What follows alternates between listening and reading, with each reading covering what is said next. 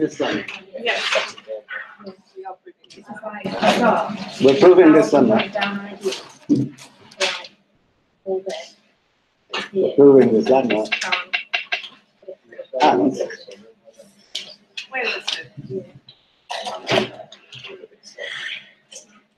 so, yeah, how are we proving this lemma? Well, the lemma says that if you take an element that has the largest possible order in the P group and isolate it into the cyclic group generated by this particular element, then you can find some K such that the group you started with is the internal direct product, or some multiple direct product of that cyclic group and kind of the rest. Okay? So we're doing it by induction on the order of the group, and we know since it's a finite P group that its order is a power of the prime P. So by the order of what the exponent is, by induction on what the exponent is, we're doing it. And if the exponent is 1, or if the group itself happens to be cyclic, even if it's greater than 1, then there's nothing to solve because proof, because K can be taken in the group, but just the identity in it. And otherwise, we're doing this. So otherwise, we find an element which is not in that cyclic subgroup generated by ATG. And among all those possible elements that are not there, we take the one with the smallest order, and the subgroup it generates we call H. The first thing we proved was that that subgroup and the cyclic one, they only share the identity. So if you're trying to prove that something is the inner product like that, then you have to prove two things. One is that they only share the identity, and the second one is that everything in the group you can get as a product of some element of that, so some power of G, and some element in the subgroup K. Okay, so we proved that this particular H shares the identity, but unfortunately it's not always true that every element in the original group G can be written as a power of G times some power of H. So it's not. So this H is not going to be that K. We need to find something else, and that's something else we can find somehow by induction, namely.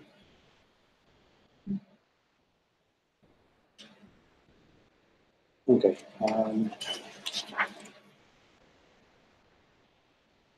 So finding K.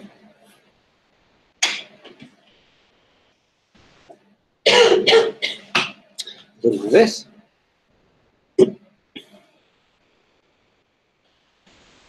Yeah. So what we look at is the quotient group. Oh no. I made it worse.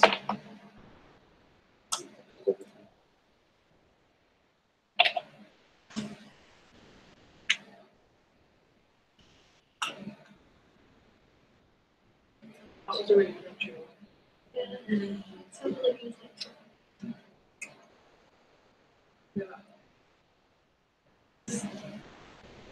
Well, sometimes it doesn't fix everything.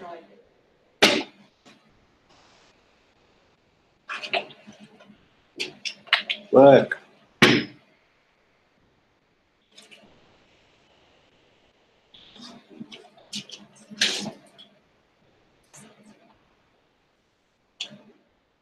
It's connected because it says wolf vision on it. Take that to this.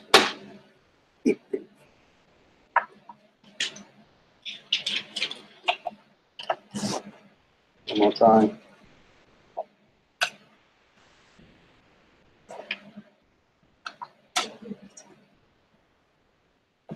It doesn't work, I'll have to write it directly. Or you can write it on the whiteboard. You could do, but you have to go and see. Oh, we've got stripes. Ah, that's your hand.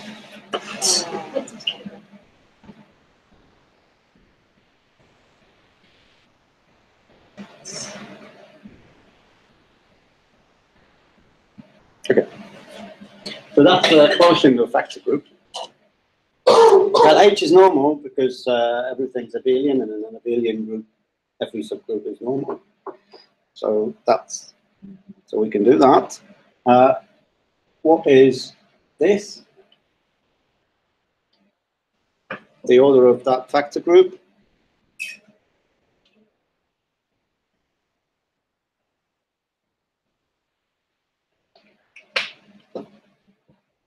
Which is a power of p. Is that the order you divided by the order of H? Yeah. My lines don't really. Yeah. Some of them are not as vertical as they should be. Okay, so which is a power of p?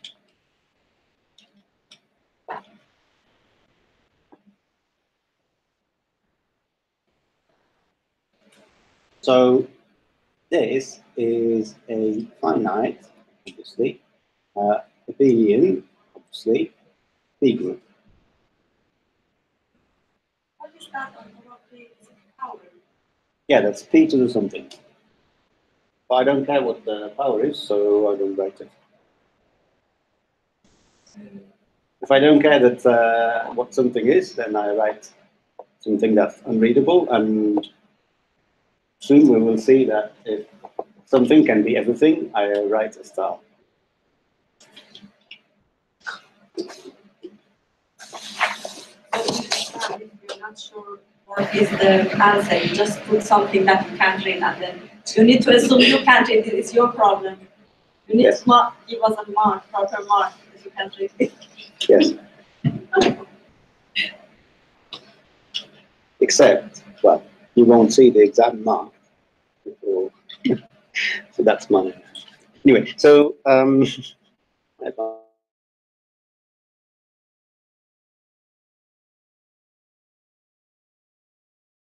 set the elements, all the elements are cosets of H. Okay, so one of them particularly, that's our little g of the largest order that came from the start. Okay, so what is the order of this?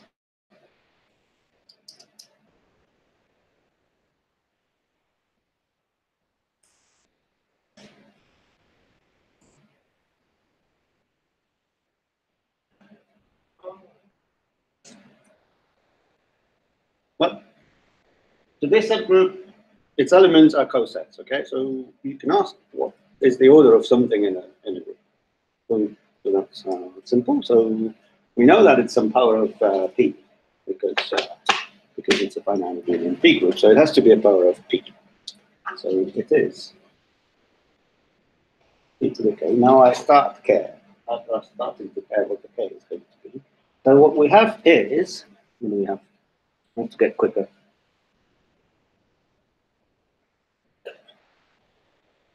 So if that's the order, then this is the identity. Well, what is this? Well, this is g to the p to the k h, yeah, because this is how the operation works. And this is just the identity in the factor group, and the identity in the factor group is the subgroup H as a coset. And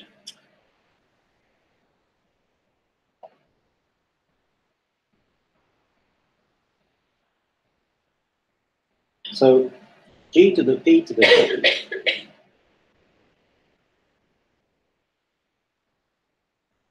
Well, it's a power of g, so it's in the subgroup generated by g, but it's also in H because of this.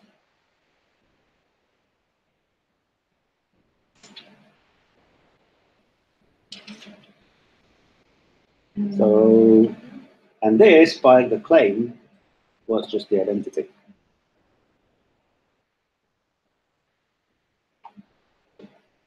So g to the p to the k is the identity.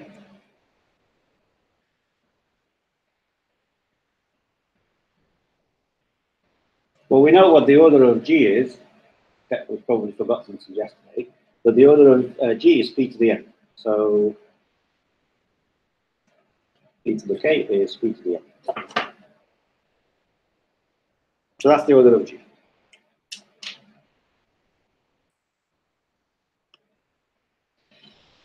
Now, we saw that if I do any element to this power,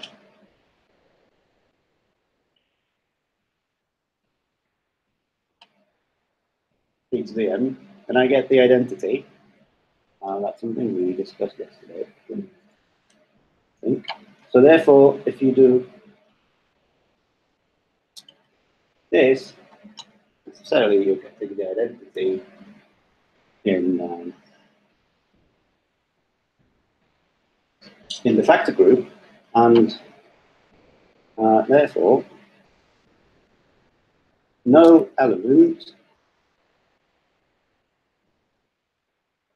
of this factor group G over H has order larger than p to the n, and that means that this thing has largest order in that.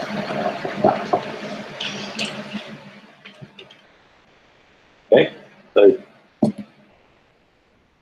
on that, this has order p to the n, and nothing has larger order than p to the n. Well, that means that this is the largest possible order in that factor group, which is a good thing, because when you look at it, let's look at the dilemma again, which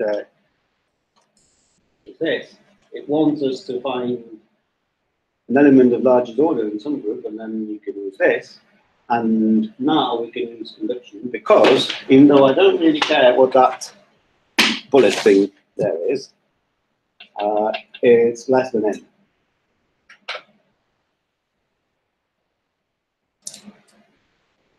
N is the order of the entire. And n is, well, yeah, Oh, yeah, yeah. The N is the order. so now induction.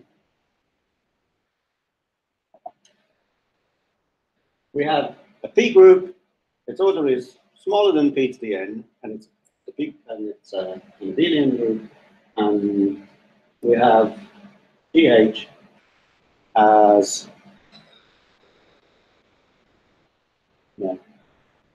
as its largest thing. So subgroup generated by the largest order element times some subgroup J, and they're disjoint. So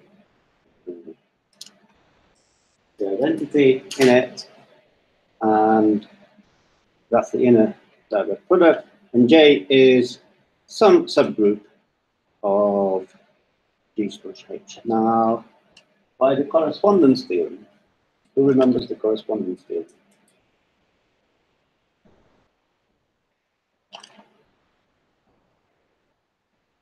Well, I don't. It's number 11.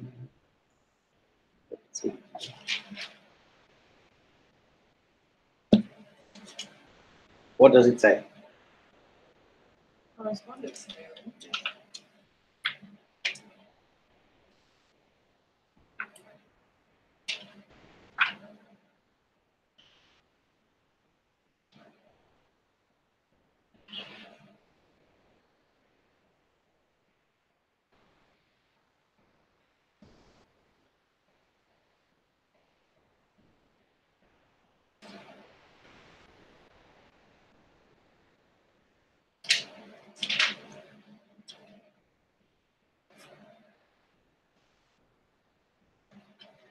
Okay, well, what it says is that the subgroups of a factor group are factor groups with the same H, the same denominator, coming from subgroups of G. That's what it says. It's hard to decipher the way it's written in the book, but that's what it says. By the correspondence theorem, now, the subgroups are exactly factor groups like this. So this is a subgroup of G, and it also contains H as a subgroup.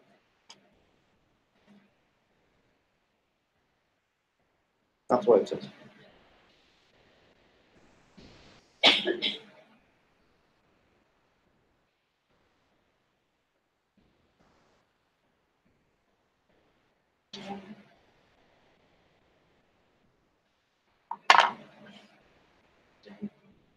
Well, J comes from the induction. Okay, by I induction, didn't read that line above. this group is the internal direct product of cyclic group generated by the largest order element times some subgroup. Well, it doesn't say, the lemma itself doesn't say anything about that subgroup. But because this is a factor group, we know that all subgroups of a factor group are actually factor groups themselves by the correspondence. So this J, subgroup of G slash H, has to look like another factor group. It's another J. And it's a supergroup of. Well, that's do the corresponding theorem again, and then put it. Well, I suppose. Okay, now. What do I want? So this is the K that we were looking at. So what we want to prove is that, well, that actually this K works. So what we want to prove is that K and so that this intersection only contains the identity. Okay, so let's have a look at some arbitrary element of this intersection, and what we get is that the coset of this element of this intersection is in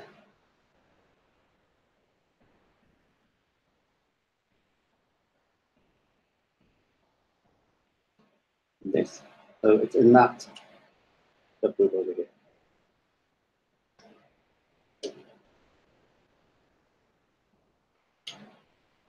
And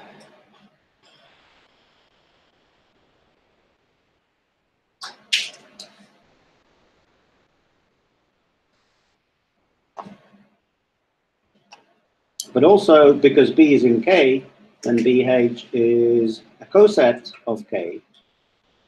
Sorry, what? So it's in this. Okay. It's a coset of H coming from an element of K, so it's in that factor group. And so what? This is not a J, this is a semicolon. So if it's in that and that, then it must be H because of this condition. So BH equals H. So B is H.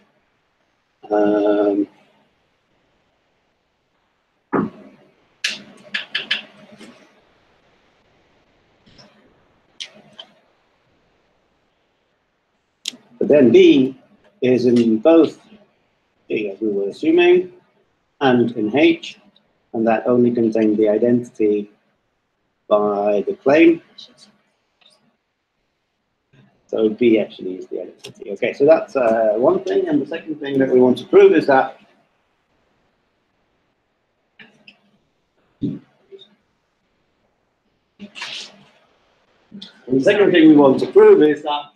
everything in G can be written as the power of G times something in K.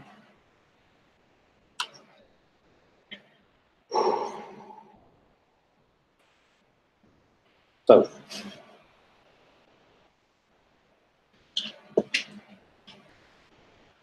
okay, so this proves that this intersection is just the element.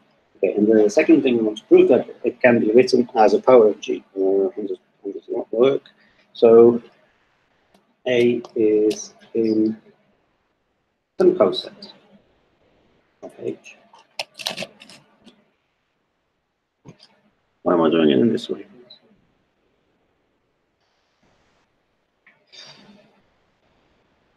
It's actually, okay, well, I'm not been very good. It's not making any sense anymore.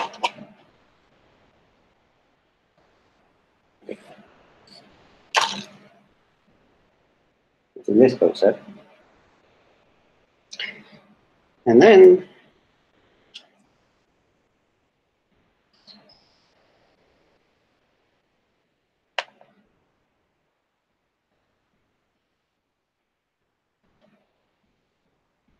in this concept, because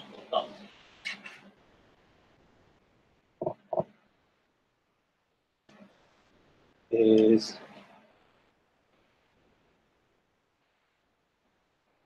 what? Some power of G coset and some C.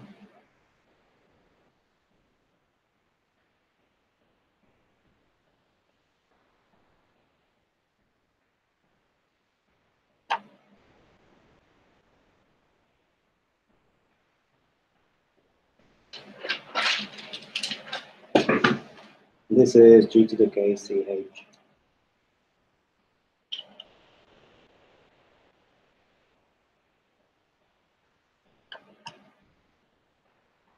So A is some G to the K C some H.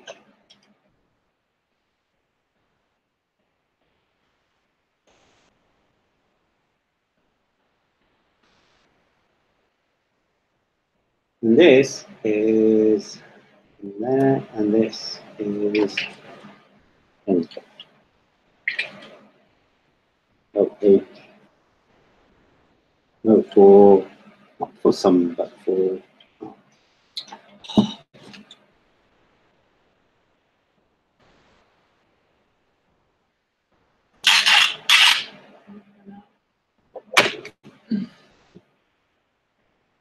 H. For some L. But whatever. Okay, this little h is still the little h that generates the big H, but some power of it, because this is the cyclic group generated by H. So any element in there is some power of G times the C times some power of this C times some power of this is okay. And then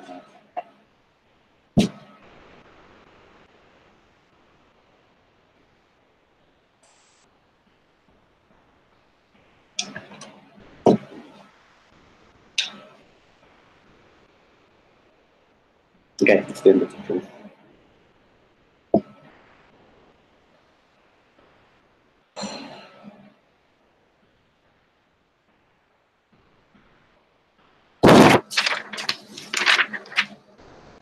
That how it goes in the book.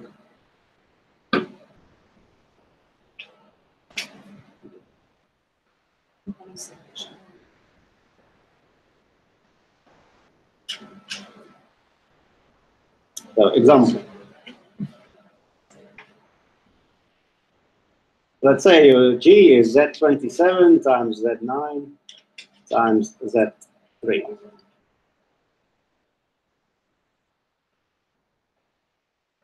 Okay, so you're already starting with a subgroup, with a group which has this form, or you don't know, so you're trying to discover it using that proof.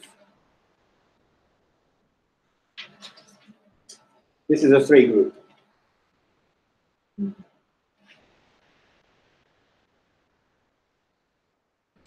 What is the largest order of an element in this group?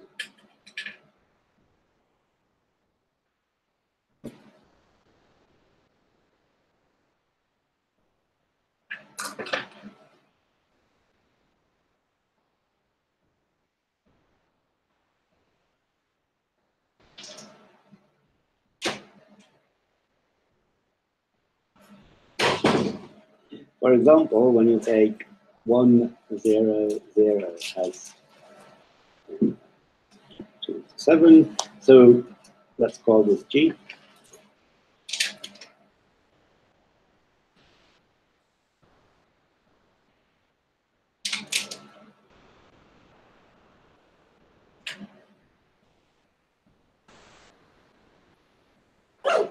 So the subgroup generated by G is, what do I call it? X 0, 0. Which is isomorphic to Z27.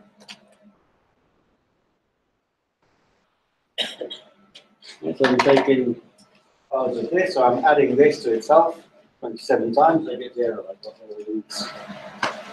That's the subgroup generated by this. Now, H is supposed to not be there, and it should have the least possible order among the elements that are not there. The least possible order is 3. The identity is in that. So, for example, one can take there is one that has order 3. Now, this subgroup is 0, 0, Z. Okay. But obviously, in this case, G is not isomorphic to Z27 times H. So H won't do. We're still looking for the K, which is a larger thing. What are the cosets?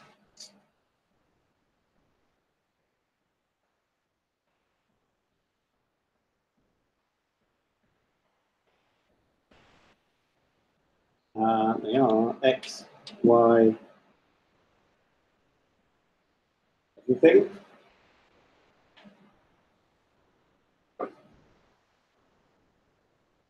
So this is a set which contains all the triples X, Y, Z, and Z can be anything.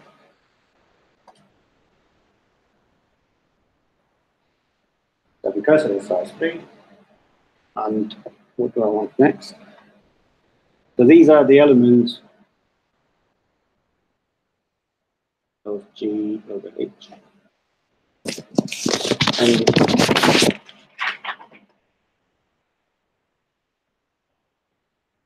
so one of them is this, GH, coset of G. And that's the coset where, because G was 1, 0, 0, so this is the 1, 0, everything, which is an element of the factor group.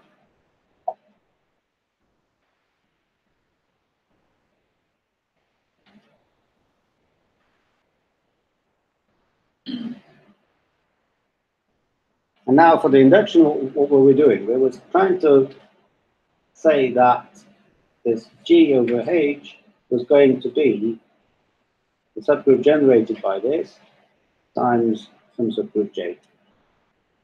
And that subgroup J was supposed to be a factor group of 1.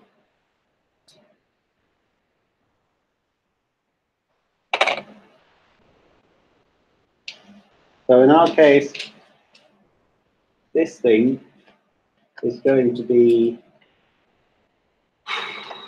what?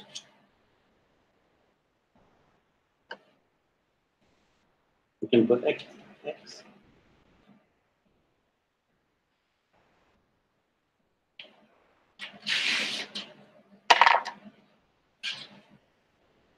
So any power of G, so let everything in there. Well, its coset is something that has everything goes through that. And yeah.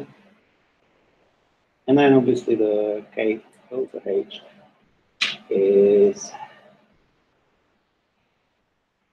0, Y, everything.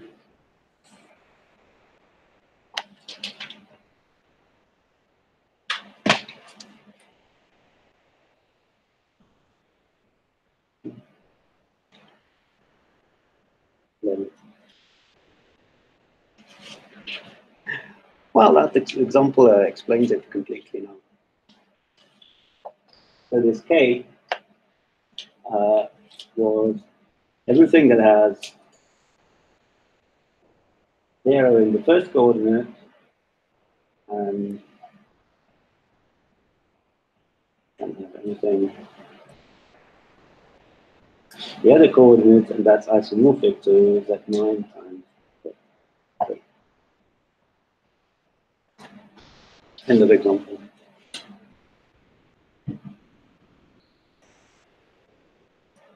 This example explains fully what the proof does.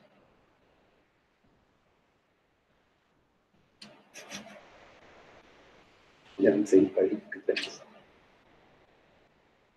Yeah, but it, so, what does the lemma attempt to do? It tries to, you get a tree group. Okay? You don't know how it factorizes into cyclic groups, the direct product. But what it does is it kind of isolates the Z27, so the one with the largest index there. And by finding an element with the largest possible order, which is 27, and then taking the cyclic subgroup generated by this G, and finding something that is kind of the rest. So it was supposed to, so now, and of course you would be left with that subgroup, and you wouldn't know that it's you wouldn't know that it's the direct product.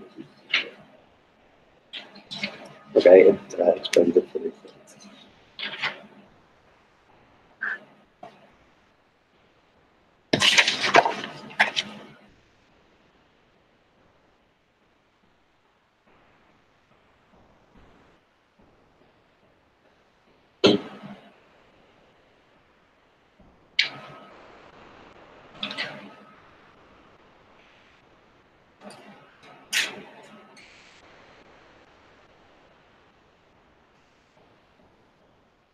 So when we were doing it,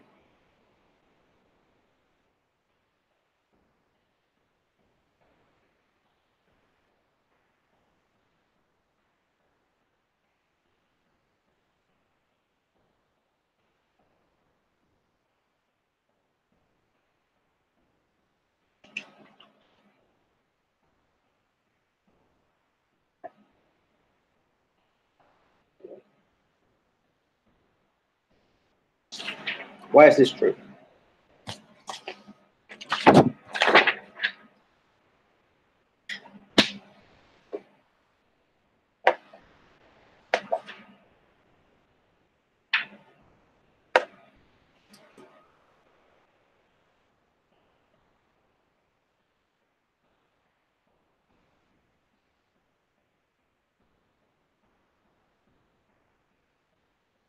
So you get a finite abelian P group G. You know that you can isolate cyclic subgroup of it. The cyclic subgroup is going to have order P to some power. That's going to be there. Take that out. You're left with some K. K is also a P group. It's also a finite abelian. And it has a smaller order than G. So you can apply it again, and you can isolate another one, and another one, and another one. At some point, this K is just going to be the identity. And then, so by repeated application of this lemma, you always get a cyclic group times some rest, and then another cyclic group times some smaller rest, and then another cyclic group times some smaller rest, and at some point the smaller rest is as small as it can get. Okay?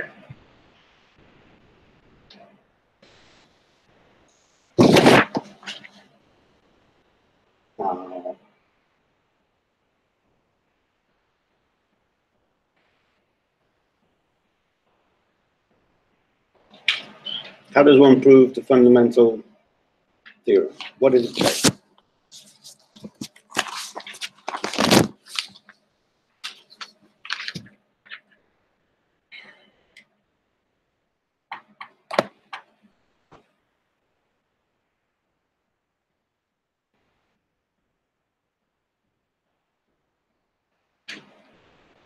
Says that if you get a finite abelian group, not necessarily a P group, it's going to be isomorphic to a direct product of cyclic groups like that. Now, if it is a P group, then we have that in the corollary. If it isn't a P group, then we have lemma 13.8.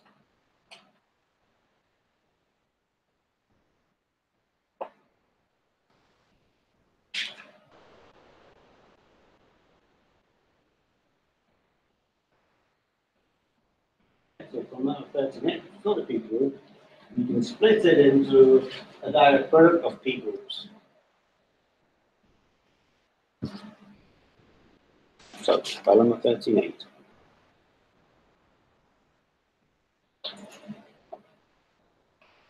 G is isomorphic to G1 GK,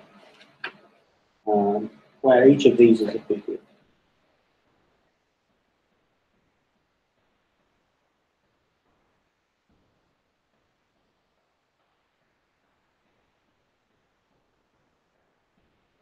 And then by the corollary,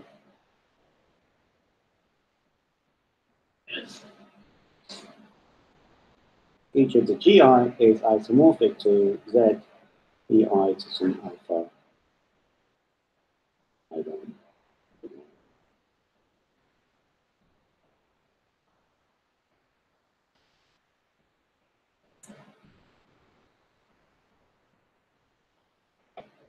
So that's it. And you just this direct product of the cyclic groups for each of them, and you just put it in, and you get a long direct product of cyclic groups of prime power orders. No, it's not clear what it is. Yeah, it's alpha 1 thing.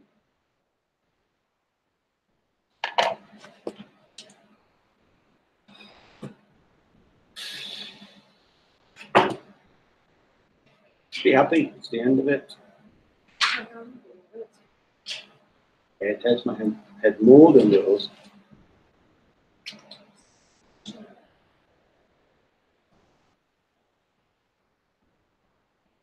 Would we ever have any of that on an exam? Ask Gillian. Not on my questions. He hasn't written his yet. So if you want it on the exam, then I can tell him to put it there.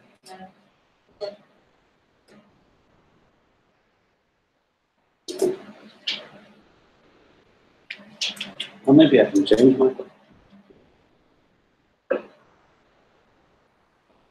Okay, how about infinite abelian groups? Is there a similar theorem for infinite abelian groups?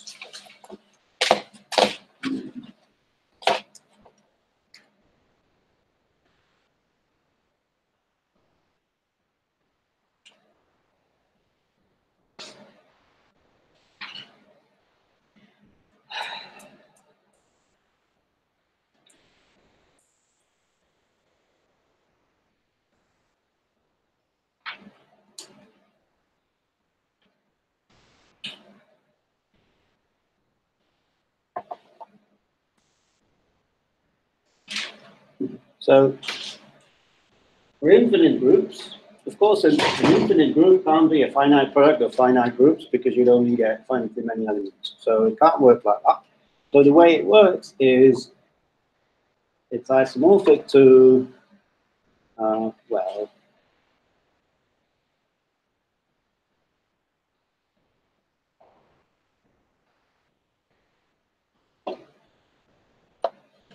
that's what we know from the finite ones, and then you can get any number of z's.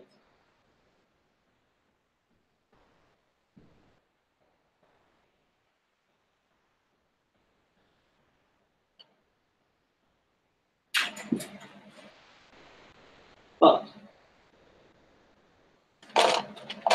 there's one important thing in here which says finitely generated, and that's the part we skipped at the beginning of the chapter.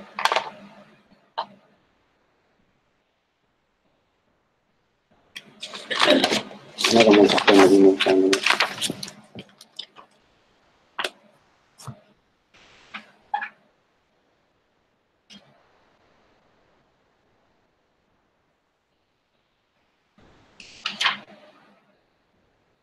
So finitely generated means that, okay, so it's kind of like a generalization of the cyclic. Cyclic group is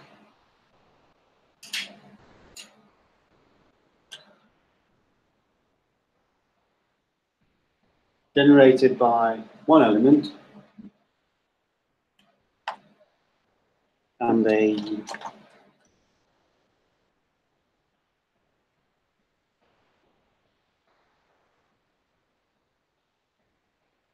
finitely generated group is generated by finite number of elements. So any cyclic group is finitely generated. Also, any finite group is finitely generated because you can just list all of its elements and they generate it. And that's finitely many. But some infinite groups are finitely generated and some are not. So there are some examples in the book that you can look at.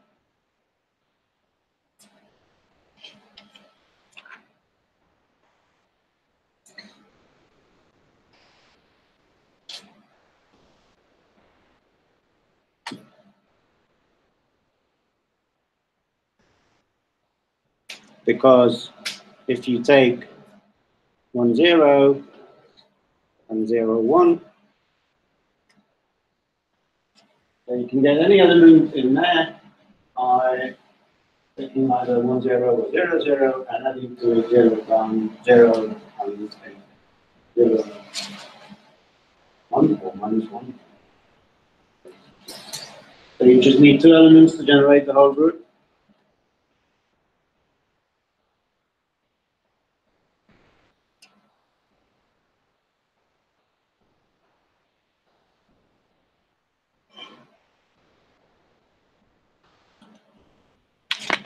That's example 13.2.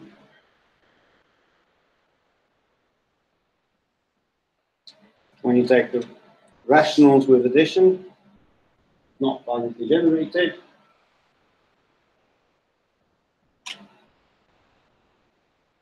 The idea of the proof is, if you want, you can watch Killian's video from last year where he explains the proof. But the idea of the proof is, you take a finite number of rationals.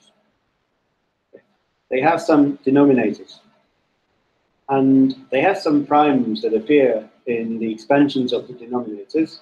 And when you're doing addition, subtraction, and whatnot, you're never going to get any other primes in the denominators than the ones that you started with. And because there are infinitely many primes, you will never have finitely many rational numbers that would generate the whole.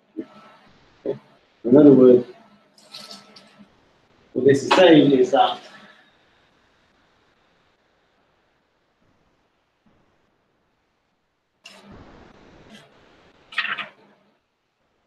there is no set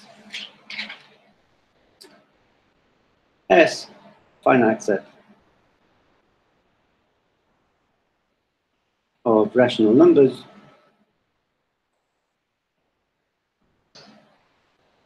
from which you could get all the rational numbers just by taking whole multiples of those rationals and adding them together. Okay? Such that any rational number could be written as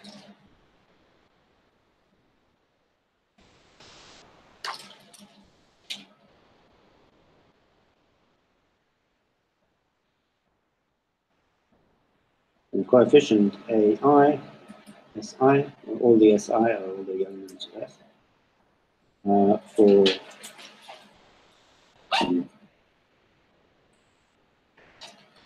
integer coefficients.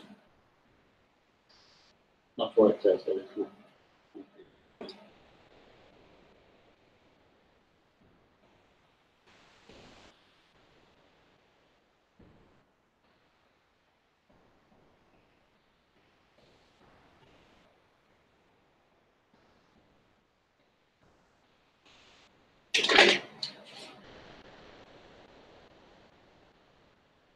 Now I've upset everyone by talking about these things for 2 weeks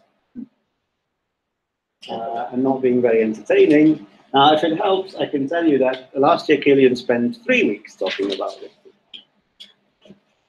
So I can do something more exciting next week instead. And then in the tutorial, we can look at some more applications of that finite fundamental theorem.